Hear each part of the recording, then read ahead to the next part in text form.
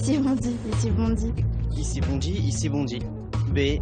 B. C. Les WC. Bondy. Bondy. Bondy. Blog. Café. Bondy Blog Café. Gabriel garde l'anonyme. Ici Bondy. Ici Bondy. Bondy Blog Café.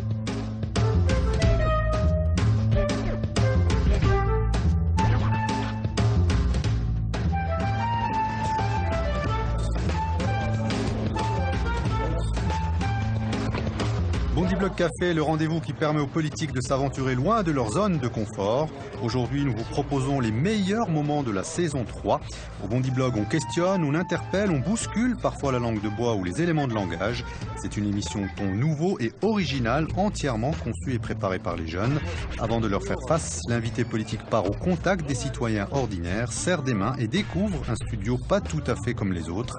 Et au Bondy Blog Café, tout commence au bar. Monsieur le Premier ministre, bonsoir. Merci de m'accueillir. Merci beaucoup d'avoir répondu à notre invitation à Bondy. Henri Guénaud, bonsoir. Bonsoir. Bienvenue à Bondy. Merci beaucoup. Vous connaissez Bondy, non?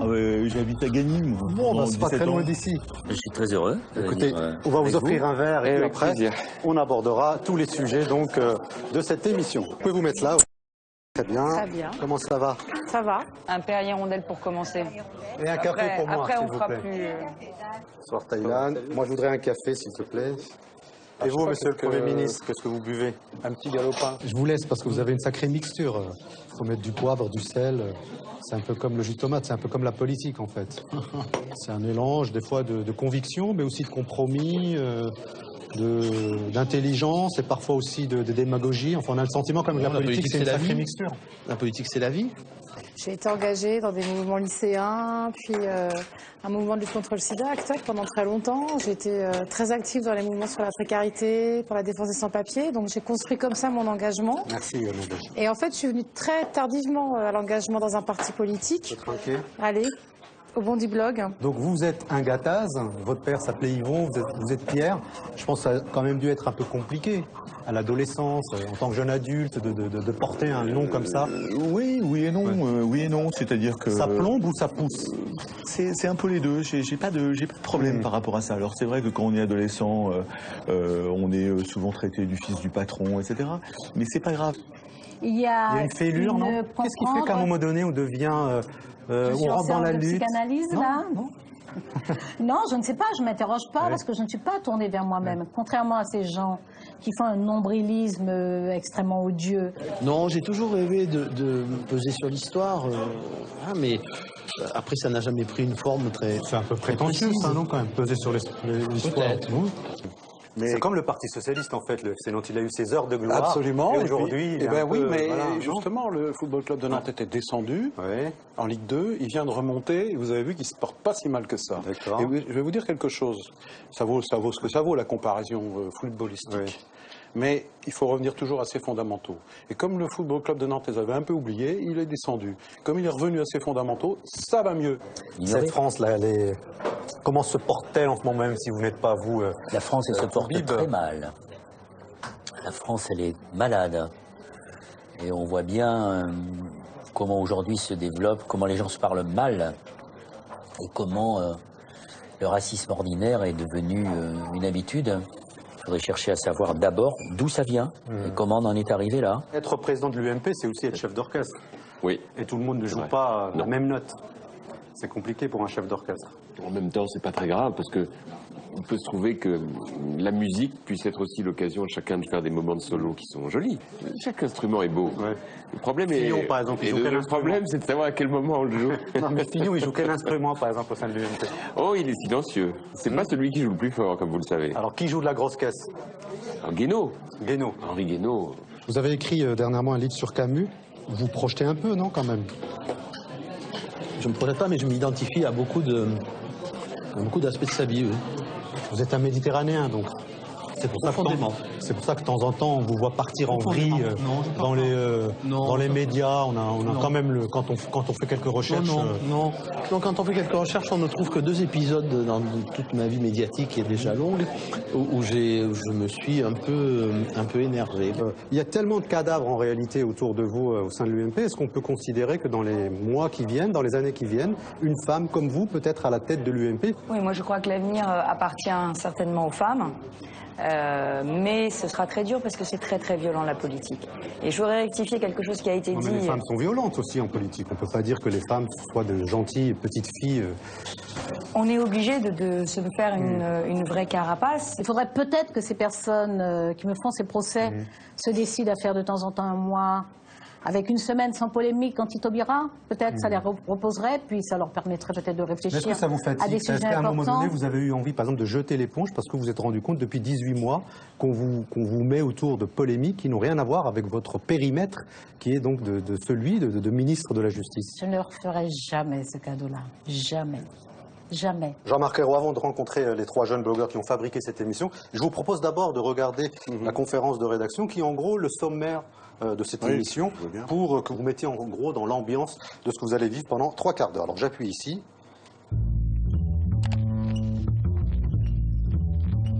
Alors on reçoit Jean-Marc Ayrault, le Premier ministre. Quelques mots sur Jean-Marc Ayrault qui se lance en premier. Le problème, c'est que même si il est compétent, s'il arrive à obtenir des résultats, on restera sur cette image un peu un peu molle, quoi. Je pense qu'il est à l'image du président de la République, c'est pareil, il a nommé quelqu'un à son image et il serait à la limite, moi je pense qu'il serait interchangeable presque. On va dans un monde où personne se soucie de l'écologie alors que c'est le premier, franchement c'est un des premiers soucis de notre planète. Non, mais malheureusement, c'est ton problème, c'est mon problème, que tu le veuilles ou non, ça sera ton problème en fait.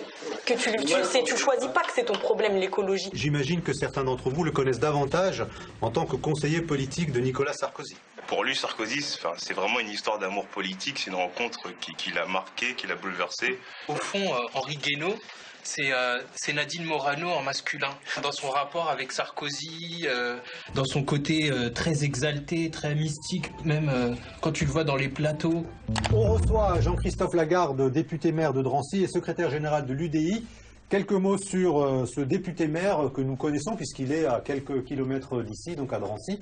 Tout le monde voulait aller vivre à Drancy à une époque, surtout les copines de ma mère, parce qu'il y avait la cantine gratuite pour les enfants.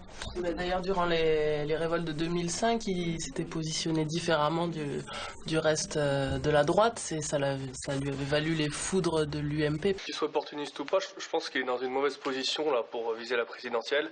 Parce que ça a fait beaucoup de dégâts, la guerre civile à l'UMP. Il n'en est pas ressorti clairement grandi. Puis surtout, même s'il est intronisé dans une primaire en 2016, il y a toujours le recours de Sarkozy qui est possible.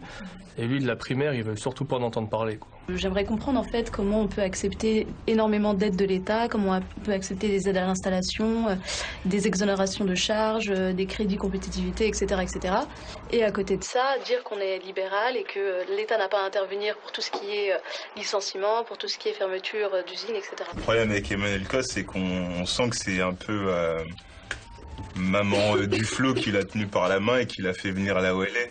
Et là, les Européennes arrivent et pour eux, il vaut mieux qu'ils se mettent en position d'opposition par rapport au PS, qui va se faire laminer aux Européennes aussi, et faire un bon score pour mieux peser plus tard. Moi, je pense que c'est assez terrible de constater qu'il y a certaines personnes pour qui leur ambition, c'est d'avoir une PlayStation en prison.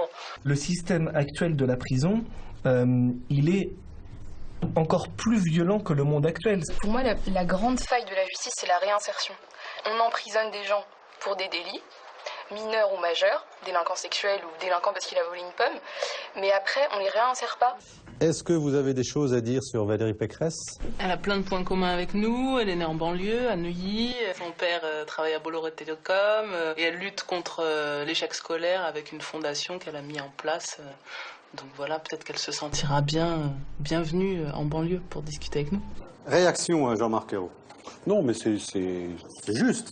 Il y a des choses justes, il y a des choses qui sont parfois excessives. C'est très intéressant ces jeunes parce que dans leur diversité, ils sont à l'image de la société française. Je pense que c'est une façon de raisonner de vieux. Voilà, je pense que tout ça n'a pas de sens, en tout cas pas à 20 ans. beaucoup de clichés dans ce que j'ai vu. D'abord, le fait que la droite, ce soit un seul morceau. Or, il y a des gens différents, entre guillemets, comme à gauche d'ailleurs. C'est passionnant, là, ce que j'ai entendu. C'est d'un très haut niveau de réflexion. Il y a beaucoup de choses. Voilà, Valérie Pécresse, vous avez la cote, visiblement. Ah, vous trouvez? Sympa. Je sais pas, non, c'était amusant. En plus, il y avait de l'humour. Alors, écoutez, moi, ce que j'essaye d'incarner, c'est l'entreprise. Vous pouvez boire un votre Perrier, oui, parce qu'on est quand même là pour boire un verre. En plus, j'ai soif. Alors, vous allez rencontrer les 3 jeunes blogueurs qui ont fabriqué cette émission pendant 3 quarts d'heure. Mais vous voyez, comme c'est la crise, moi j'ai bu mon café sans sucre. Donc je vous laisse terminer votre bière. C'est très sain de boire du café sans sucre. Ah, il est bon. Voilà, vous aviez vraiment soif. Hein. Ah ouais. On va arrêter ici les petits mots. Vous terminez votre Coca-Cola 0. Non, je vous suis. Et puis ensuite, on ira donc rencontrer les jeunes pour justement aborder tout cela. Très bien, très bien. Voilà, on y va. Bondy, Blake. Café. Du bon café. Gabriel garde l'anonyme. Ici Bondy. Ici Bondy.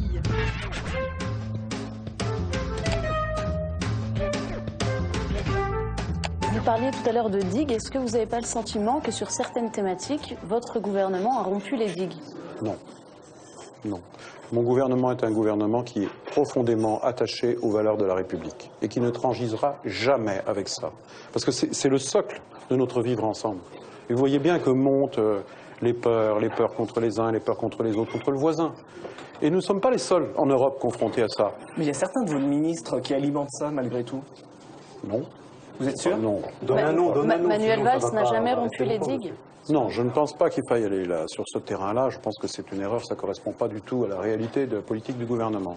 Madame Taubira, la première question qu'on a envie de vous demander, c'est comment vont vos relations avec Monsieur Valls? D'une garde des Sceaux au Premier ministre. C'est-à-dire? C'est très froid, visiblement. Soyez plus explicite. Ah non, c'est pas froid. Non, on a fait des tas de romans sur des affrontements et des désaccords entre Manuel Valls et moi. Nous avons des désaccords, nous en avons eu, nous en aurons peut-être encore, mais nous nous sommes toujours parlé, nous nous sommes dit les choses très clairement. Il a défendu ses positions, j'ai défendu les miennes. Je suis une personne libre. Parce que j'ai un seul maître, ma conscience. Oui, vous avez dit que votre conscience est votre patron. Voilà, c'est mon seul chef. Mais au moment votre conscience vous a dit courage, fuis. Le jour où ma conscience me dira ça, je m'en irai. Ce qui me surprend, M. Lagarde, c'est que vous êtes très très critique envers les Le Pen, envers le FN en général. Pourtant, vous avez soutenu Nicolas Sarkozy lors de la campagne de 2012, qui a fait une campagne très à droite. Certains ont même dit aux limites du Front National. Est-ce qu'il faut interdire le Front National? Non, parce que je pense... Moi, je suis voltairien de ce point de vue-là. C'est-à-dire que je n'aime pas ces idées-là, mais je vais me battre pour qu'ils puissent les exprimer. Parce que quand vous interdisez... Quand vous interdisez, vous ne réglez pas le problème. D'accord? Non, je me moquais dans le tweet de Manuel Valls, d'une certaine façon, en disant, tiens, vous interdisez l'un, mais pas l'autre. Voilà. Pourquoi? Parce que c'est pour faire monter l'autre? Parce qu'en fait, on est à quelques mois des municipales, et que le vote d'extrême droite, c'est la seule chance pour beaucoup d'élus socialistes de pouvoir s'en sortir, parce que tout ce qui ira sur l'extrême droite permettra à un maire socialiste de se faire réélire. Monsieur Lagarde, vous, ce que vous pensez, c'est la stratégie Mitterrand. C'est en termes de manipulation politique, vous pensez que l'extrême droite, c'est l'allié du PS, il essaye de... En gros, le PS fait grossir le FN pour récupérer et sauver quelques maires socialistes, c'est ce que vous avez dit, mais ça vous profite aussi, entre nous, ça vous profite. Non. Eh bien, bah si. Pardon, mais là, de ce point de vue-là, c'est purement de la mathématique. Parce que toute voix qui va sur une liste d'extrême droite, c'est une voix qui ne va pas à une alternance politique. Et donc c'est la faute du Parti Socialiste, finalement. Vous savez, non, si le FN est dangereux. Il s'en sert. Alors d'abord, je pense que pour le compte, non, ça n'a rien à voir. Pour moi, ça a été un choc, le score du Front National.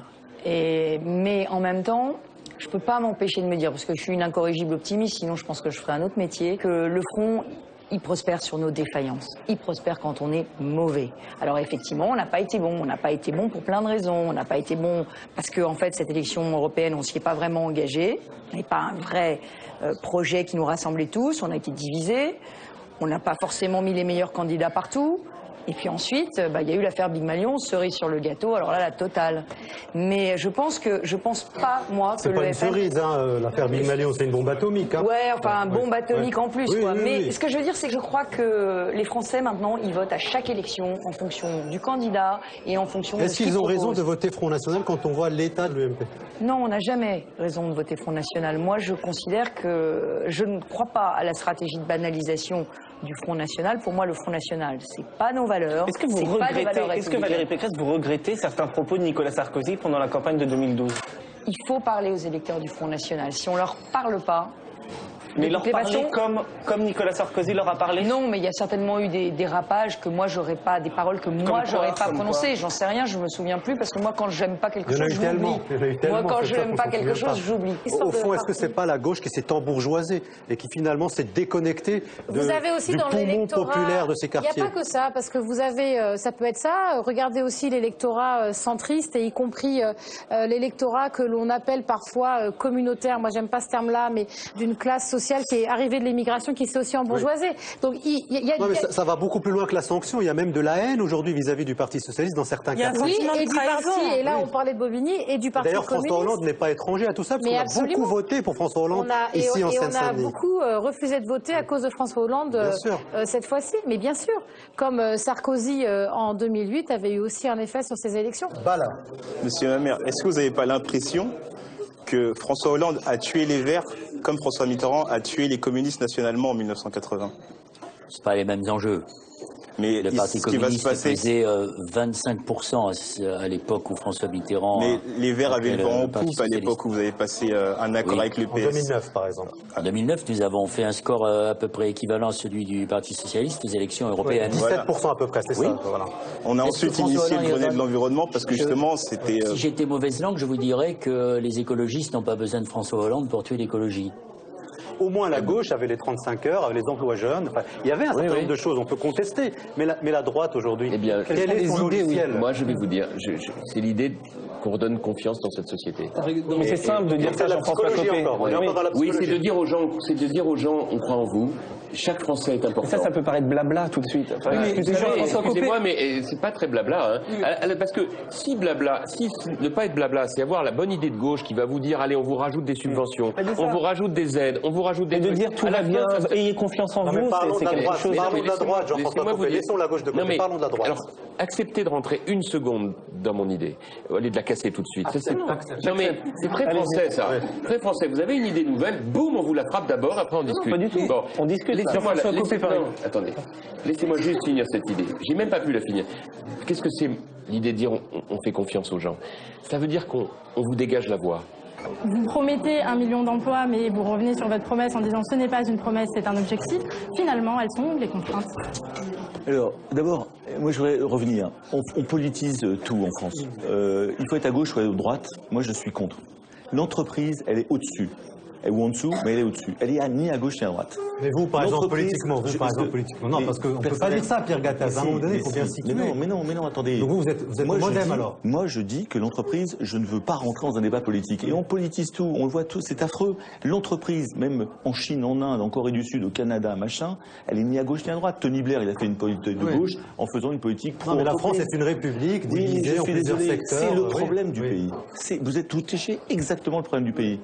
Pourquoi aujourd'hui ne serions-nous pas tous les héritiers de Jaurès, de Clémenceau, de Léon Blum? Moi, je me souviens pendant la campagne de 2007 de ce que me disaient les journalistes sur des plateaux de télé. Ils me disaient oh, quand même, hein, vous, la droite, Jaurès, Blum. Et je disais aux journalistes, et dites-moi, vous êtes contre les congés payés, vous?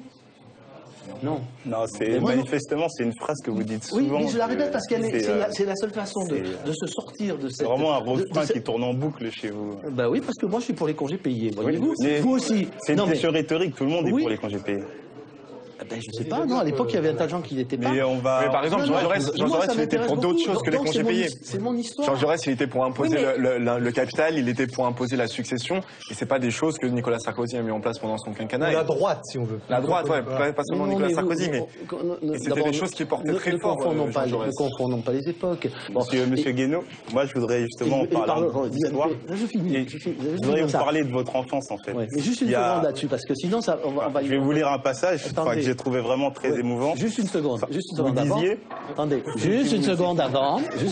Alors, une seconde et après Bala. Non, allez-y, une seconde. Il faut qu'on ait le temps de finir ces phrases. Bon, je veux revenir un instant sur cette histoire de droite et de gauche. Moi, ça ne m'a jamais intéressé. C'est pour ça que depuis toujours, je suis gaulliste. Parce que le gaullisme, c'était la volonté de dépasser la droite et la gauche. Vous êtes vraiment de la patience. Vous êtes vraiment de gauche. Fondamentalement de gauche. Je me résigne jamais à l'injustice. C'est encore d'actualité aujourd'hui, les valeurs de gauche. Est-ce que vous considérez, par exemple, que l'opinion française fait encore la différence entre la gauche et la droite? J'entends tous les jours des gens qui disent on a essayé la droite, on a essayé la gauche, maintenant je vais essayer Le Pen. Je l'entends. Vous les comprenez, ces gens-là? Je comprends parfois leur colère et l'impatience, mais pas toujours. Parce que parfois, ils sont séduits par des pentes extrêmement dangereuses. Le rejet de l'autre, la peur de l'autre, et voir les tendances xénophobes, ça c'est le contraire de la République et de la France. Vous comprenez qu'ils soient très déçus par la politique aujourd'hui que vous menez? Pas tout le monde. Oui. Il y a des gens qui sont déçus. Une grande partie soit déçue. D'abord, je pense que la France est une grande nation qui croit à son destin. Et aujourd'hui, il y a des gens qui pensent que la France n'a plus d'avenir, n'a plus de destin. Moi, j'y crois toujours. Mais elle n'aura un destin et un avenir que si elle est fidèle à elle-même. C'est peut-être des grands mots ce que je dis là. Mais fidèle à elle-même, ça veut dire qu'elle ne transige jamais avec les valeurs profondes de la République.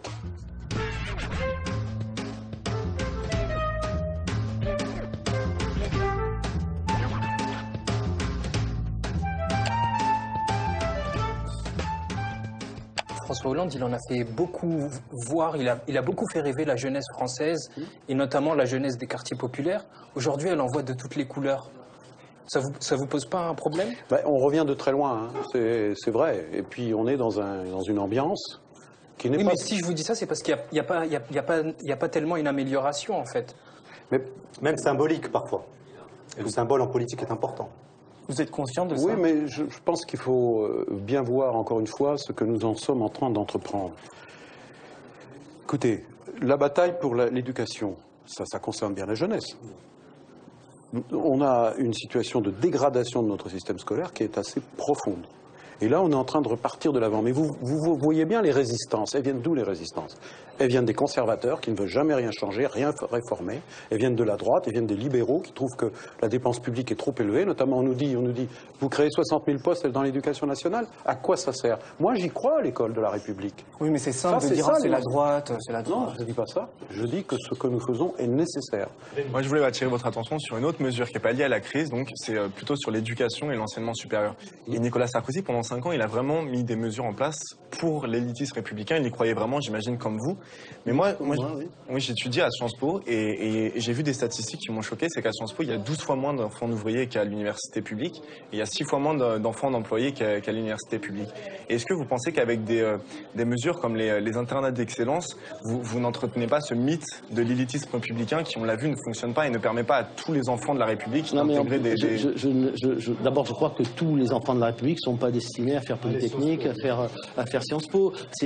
Mais l'élitisme républicain est quelque chose auquel je tiens absolument, et vraiment de toutes les fibres de mon corps. C'est-à-dire que c'est cet élitisme ne sera jamais démocratique. Vous vous rendez mais moi, compte? je suis républicain avant. Sciences Po ne sera jamais démocratisé. Mais non, mais ça ne veut rien dire.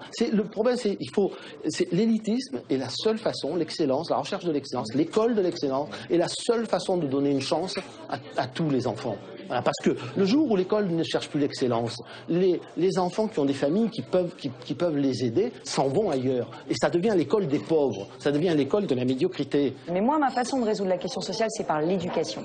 Et c'est peut-être ce qui fait vraiment ma spécificité à l'UMP. C'est que la plupart de mes collègues considèrent que l'éducation, c'est un sujet second. Pourquoi? Parce qu'ils ne veulent pas être ministre de l'éducation. Parce que c'est horrible d'être ministre de l'éducation. Il n'y a que des syndicats de gauche en face, il n'y a que des étudiants dans la rue, il y a des jeunes, c'est horrible, il va falloir aller leur parler. Vous avez des vrais problèmes de riches, en fait. Non. Je veux pas être ministre de l'éducation. Non, mais je plaisante. Non, mais quand je dis je veux pas être ministre, ça veut dire que, tu sais, les hommes, ils font carrière politique en se disant qu'est-ce que je vais être dans 5 ans, qu'est-ce que je vais être dans 10 ans. Oui, monsieur Gattaz, vous dites beaucoup de choses positives sur la jeunesse, mais moi je vous dis la jeunesse, elle en a marre de payer des études pendant 5 ans et d'arriver en stage de fin d'études et qu'on leur dise, de manière avec un grand sourire, vous allez être payé pendant 6 mois 436,05 €, pour être tout à fait précis, avec lesquels on doit payer son loyer, son pass Navigo, son abonnement téléphonique et vivre, et ce qui laisse à peu près la bagatelle de 60 €. Quand on dit ça aux entreprises, vous savez ce qu'on nous dit? On nous dit, oui, bah écoutez, vous avez qu'à faire quelque chose le soir, vous apportez de l'argent en plus. Est-ce que c'est normal? Non, c'est pas normal.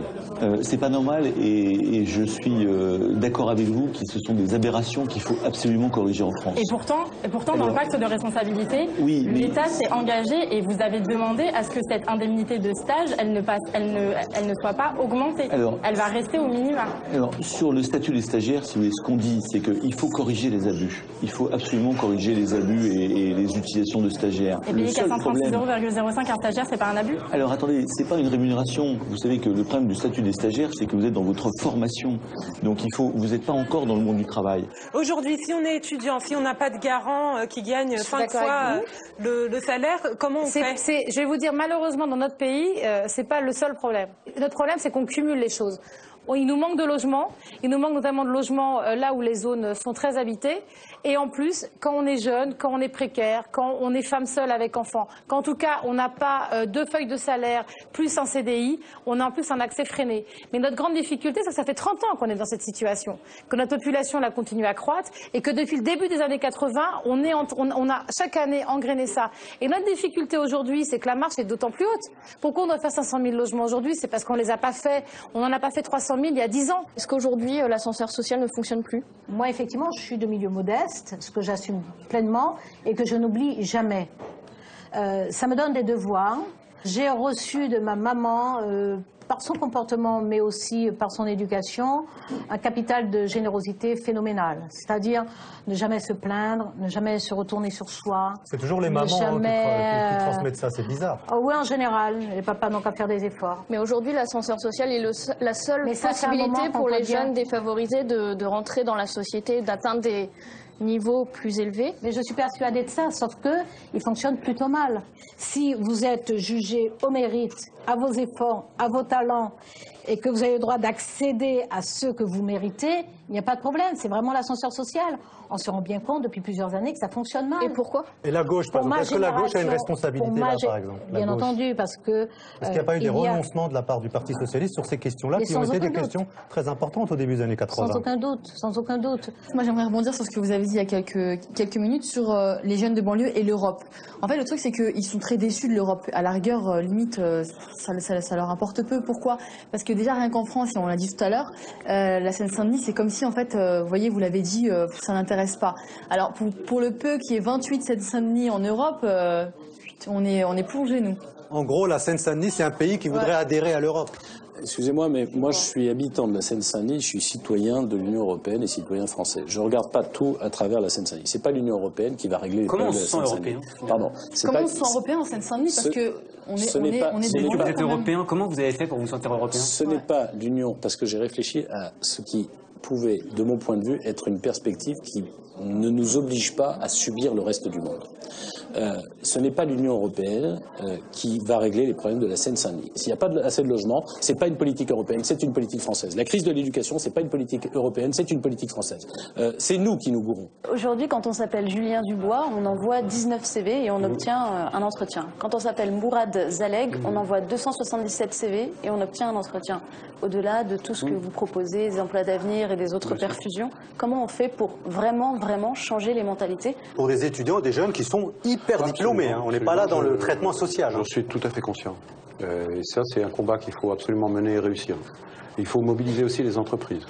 Les grands groupes, les PME, il faut changer la culture, il faut changer la mentalité. C'est pas acceptable. Un jeune qui, comme vous venez de décrire, à cause de son nom ou son prénom, il a plus de mal à trouver même un stage. Même un stage. Ou son adresse. Ça, c'est une vraie discrimination. Et qui est vécue extrêmement douloureusement, parce qu'on a dit aux jeunes, faites des études, si vous avez un diplôme, vous allez vous en sortir. Et là, ils butent là-dessus. Jean-Marc Ayrault, on reste toujours dans le même problème là, c'est que l'année dernière, en 2012, près de 90% des emplois qui ont été créés, c'était des contrats précaires. Des intérimaires, des contrats partiels, des emplois aidés, des stages à longue durée.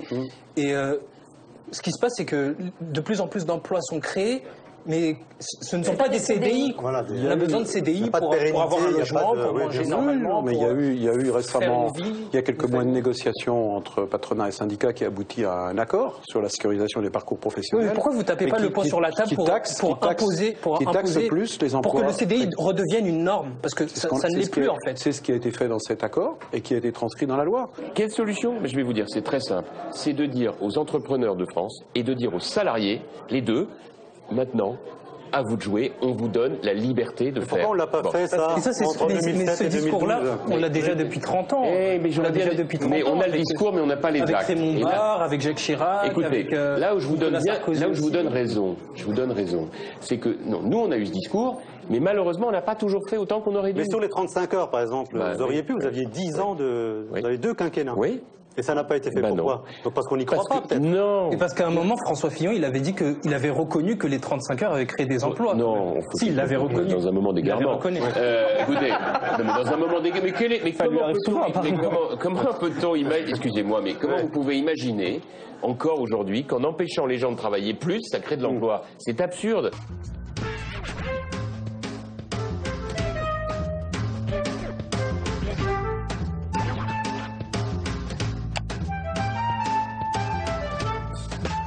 Valérie Pécresse, quelques mots sur la liberté d'expression. Est-ce qu'on est dans un pays libre en France? Est-ce qu'on peut tout dire? Ou est-ce que finalement, parfois, et on le voit avec certains éditorialistes, finalement la dignité des gens est souvent bafouée et que la liberté d'expression pourrait avoir comme frontière finalement cette dignité-là?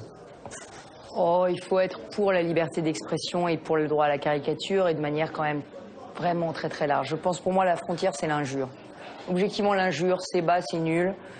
Et puis la diffamation, le mensonge. Éric Zemmour, par exemple, est-ce que ça vous choque les propos d'Éric Zemmour, que ce soit sur RTL, sur moi, télé? Éric, je suis... Ah, c'est un ami.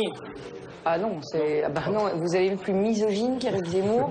Je sais pas, Éric, j'ai cru que c'était... Ah non, Éric Zemmour, tour, quand on se retrouve sur un plateau, on s'en plafonne.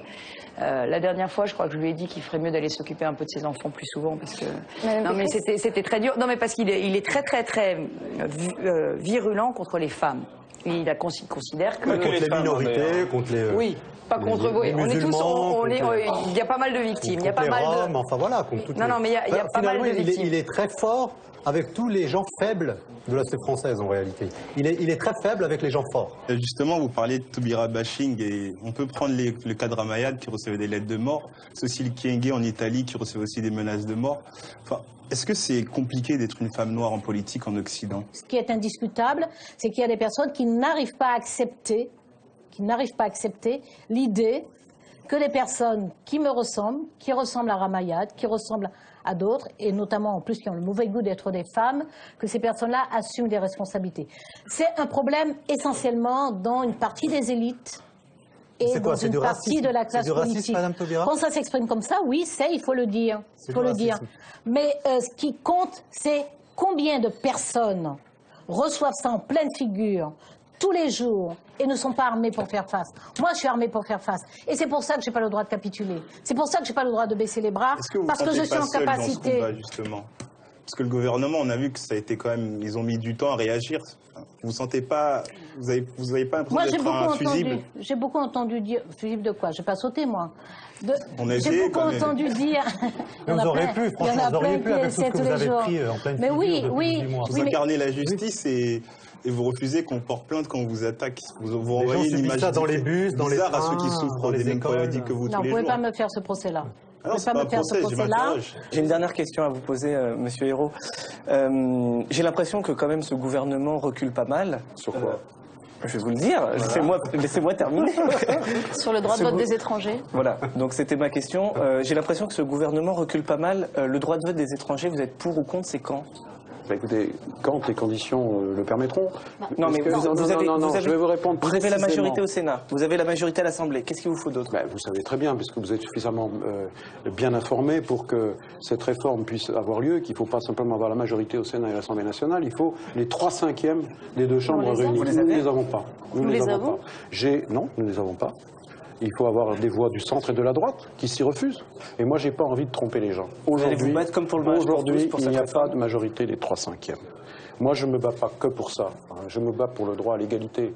Vous allez vous battre pour cette réforme? Je me bats pour l'égalité de tous. Et je me bats d'abord... Dans cette réforme. Mais vous croyez que c'est la priorité des Français aujourd'hui? Mais le mariage pour tous, ce n'était pas la priorité des Français. Le droit de vote des étrangers, vous pensez que c'est la première revendication? Là, vous êtes en train de... Vous n'avez pas envie de répondre. Donc je vous ai répondu que je suis pour.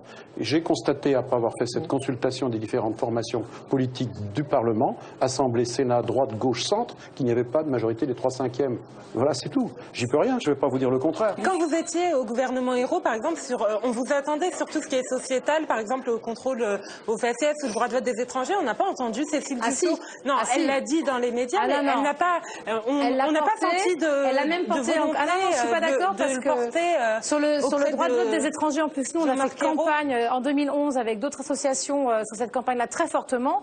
Cécile en a parlé en Conseil des ministres. Esther Benbassa, notre sénatrice, a fait plusieurs textes de loi là-dessus, y compris sur le contrôle au faciès. On était seuls. Y compris Cécile Duflot a été voir. Vous n'avez pas sacrifié le sociétal Mais non, mais la réalité, quand vous êtes 2 ministres sur 36, vous avez une audience qui est aussi celle d'avoir 2 ministres sur 36. Même si Cécile Duflot a pu dire à plusieurs reprises à François Hollande, tu dois faire le droit de vote des étrangers. D'ailleurs, celui qui s'est opposé fermement à tout ça, c'est Manuel Valls. À l'époque, il était ministre de l'Intérieur. Absolument. Et donc aujourd'hui, c'est encore pire finalement. Et moi, en plus, si vous voulez, je pense que c'est une plus grande déception. Après, on peut dire que je suis peut-être très idéaliste.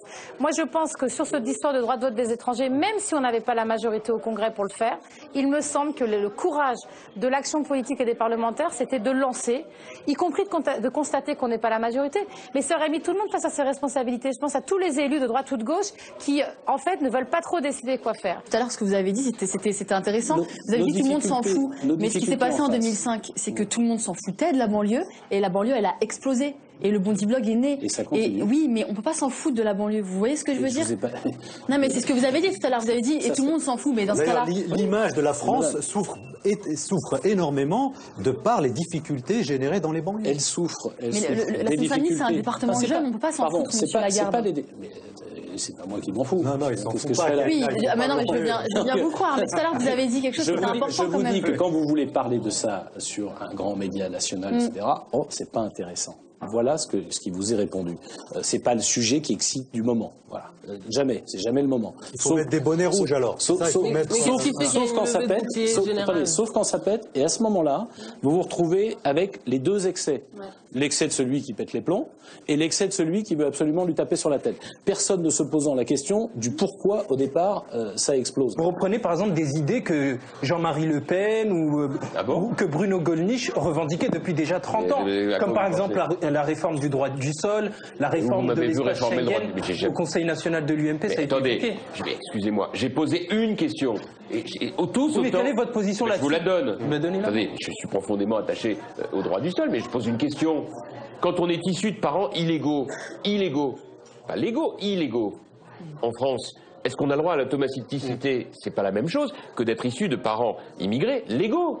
Moi, il n'y a pas de débat pour celui qui est issu de parents immigrés légaux en France. Peut-être aussi pour la fin des régularisations. Des sans-papiers. Bah oui. Mais est-ce que vous pensez au problème que ça peut entraîner? C'est une évidence en fait. Est-ce que vous pensez au problème? Ça veut dire que donc il y aurait donc on a repris les idées de Jean-Marie Le Pen. Oui.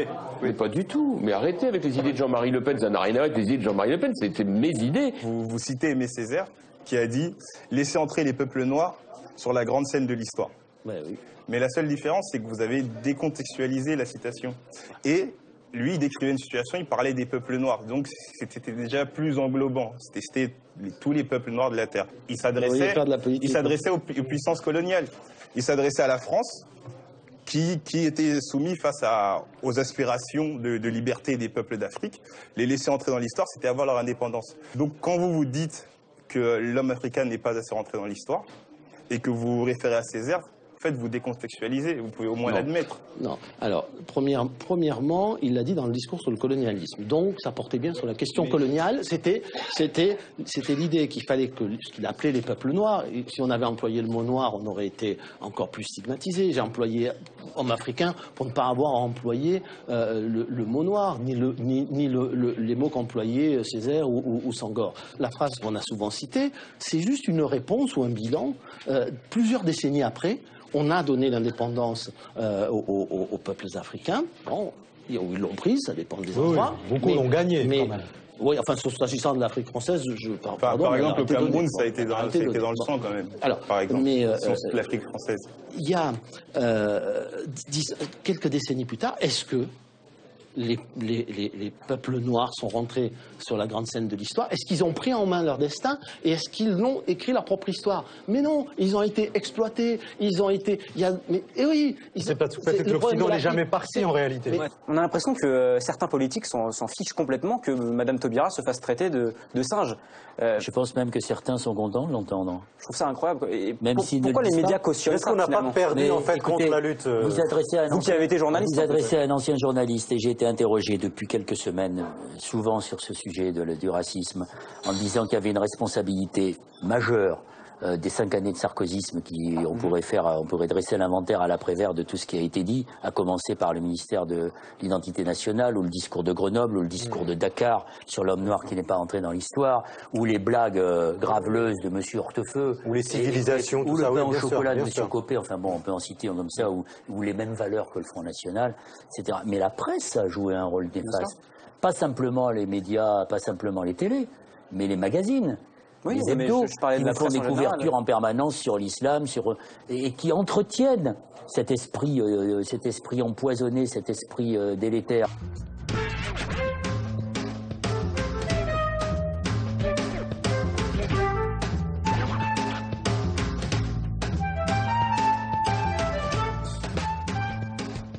La classe politique ne se renouvelle pas, il n'y a pas de bousculement, il n'y a pas de on se vivifie pas. C'est pour ça qu'il était nécessaire que soit votée la loi sur le cumul des mandats. Il n'y a pas beaucoup de fils d'ouvriers, comme vous et moi, par exemple. Comme au gouvernement, d'ailleurs. J'en suis. Oui, mais bon, vous êtes l'arbre qui cache la forêt, peut-être. Ne dites pas ça. Le renouvellement, là, je vous ai dit, la fin du cumul, c'est nous qui l'avons fait. On en parle depuis 20-30 ans. Au-delà du cumul, ce que dit Mehdi est vrai. Quand on se présente 5 fois d'affilée à être maire, à la même morale, en fait. Moi, j'ai décidé de ne pas me représenter. Vous avez été maire pendant 24 ans. J'ai été maire 23 ans à Nantes, j'ai été maire 12 ans à Saint-Herblain. Mais d'abord, vous êtes un professionnel de la politique, en fait. On ne voit que ça. J'ai été longtemps enseignant. Professeur. On sent qu'au parti, il y a quand même une querelle entre les anciens et les modernes, pour reprendre la littérature. Ou les jeunes et les vieux. Vous voulez dire les jeunes alors moi, je suis un ancien, mais bien sûr, mais c'est pas le problème. Et je vais même vous citer un ancien que vous aimez beaucoup, Saint-Augustin, qui dit « La noblesse en politique, c'est la colère et le courage. » Oui. Vous êtes en colère, vous êtes parti, vous avez perdu le courage, monsieur. Ça, vous pouvez l'admettre. Non, je n'admets pas ce que vous dites. D'abord, je vous remercie d'avoir repris cette phrase de Saint-Augustin que je cite souvent dans mes écrits. Mais vous n'appliquez pas en réel.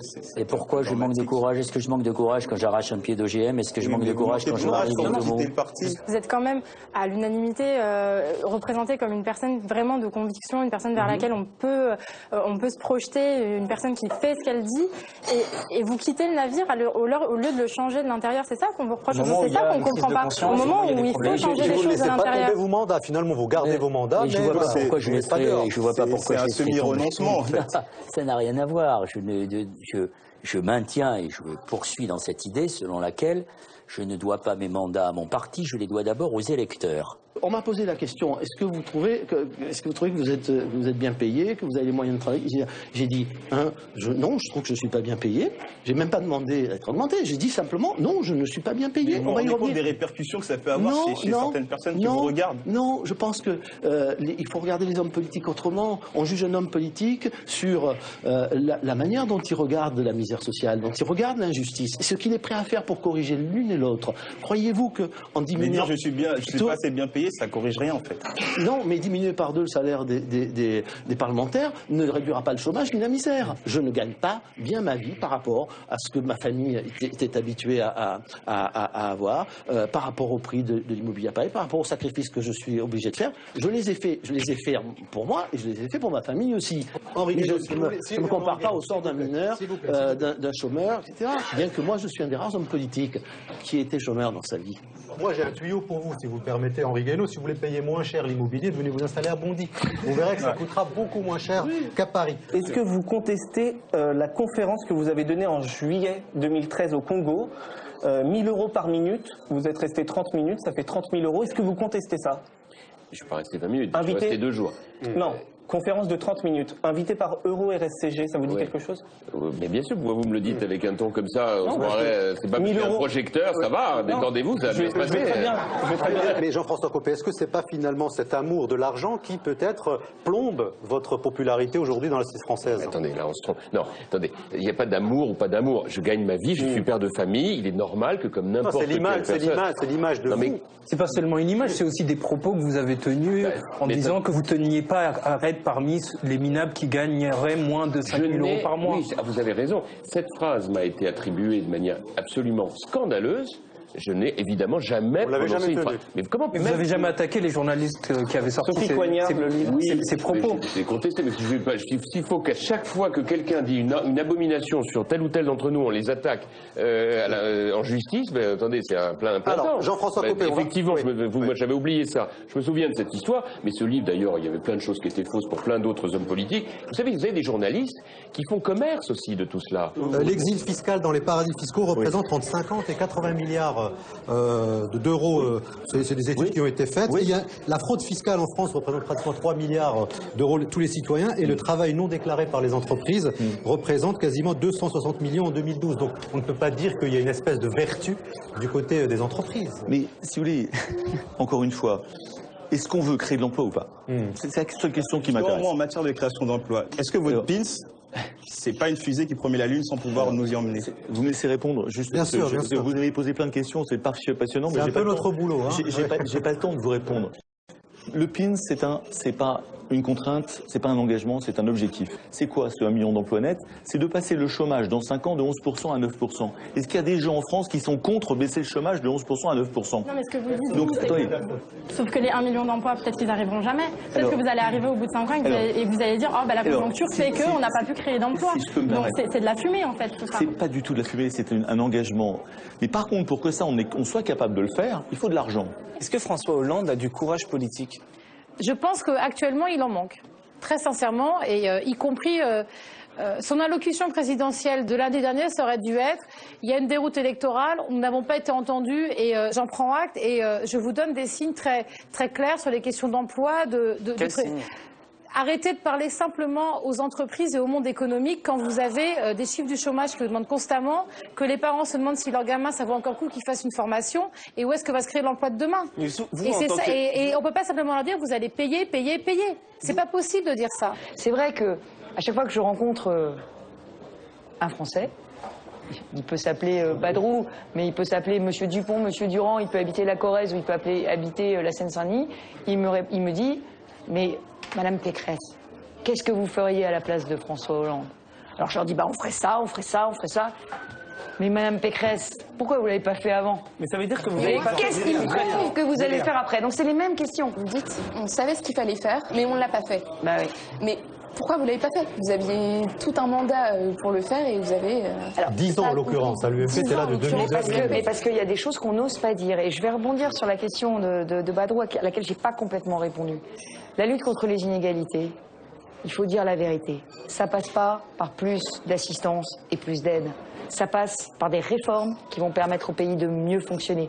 Vous n'avez pas songé quand vous avez avalé des boa constrictors, parce que ça me fait des couleuvres à ce niveau-là, par rapport au droit de vote des étrangers ou au contrôle aux faciès, c'est des choses qui vous tiennent à cœur quand on voit votre campagne en 2002 qui était sur justement plus de justice sociale et d'égalité. Oui, l'égalité des chances. Pourquoi j'ai avalé un boa constrictor? Parce que Manuel Valls recule sur ces questions-là. Il botte en touche comme votre loi sur la justice, il botte en touche.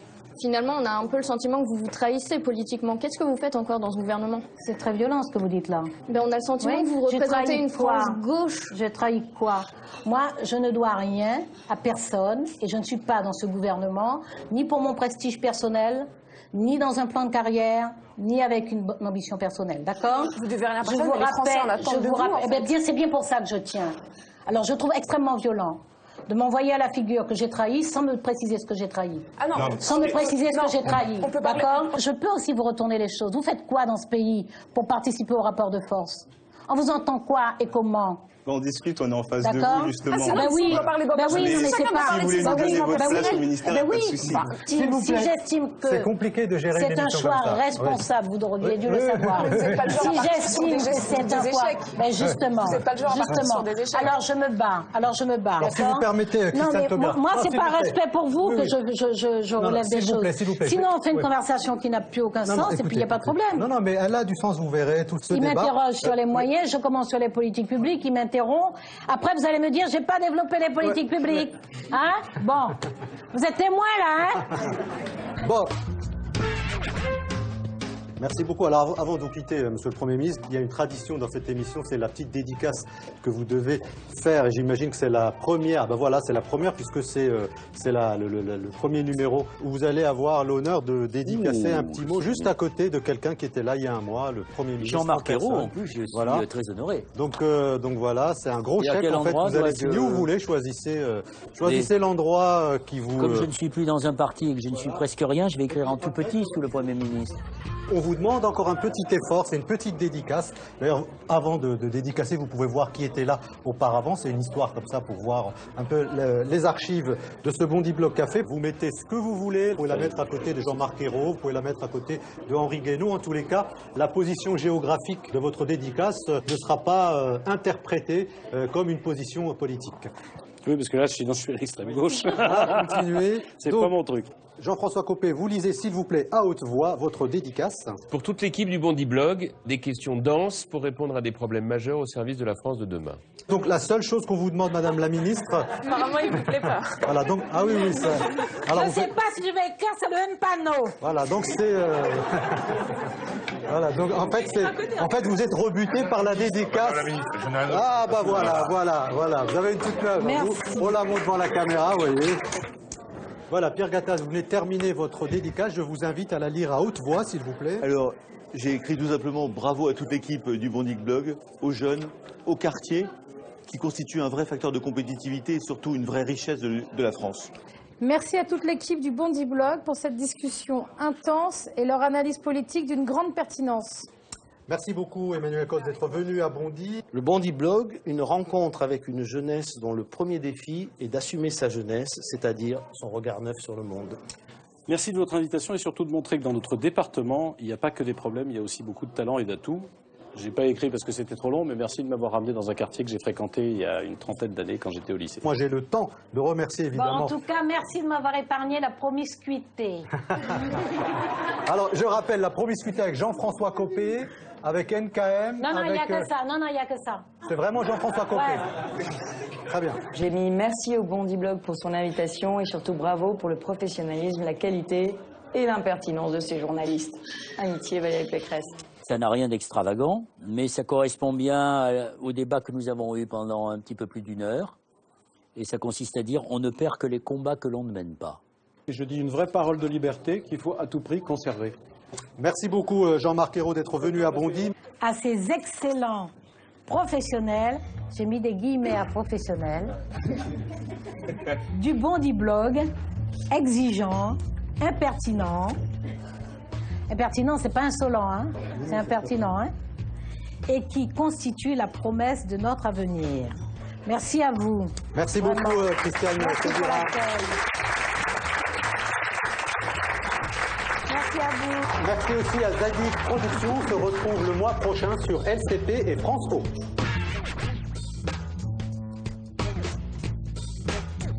Alors Noël, ma mère, moi je suis né à la maternité des Lilas, donc ça ne m'étonne pas. Ce reportage me fait quelque chose. Ma mère, la mienne, oui, pas vous.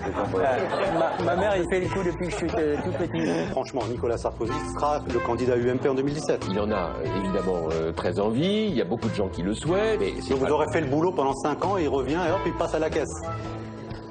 Écoutez, c'est pas inintéressant ce que vous dites là. Mais... Je vous demande de ne pas me mentir, monsieur le Premier ministre. Vous avez pensé lâcher l'affaire un jour? Non, jamais. Non, honnêtement. Qu'est-ce qui s'est passé pendant 5 ans? Il y a eu la crise. Il y a eu la crise. Mais ça ne peut pas être la réponse à tout. La crise.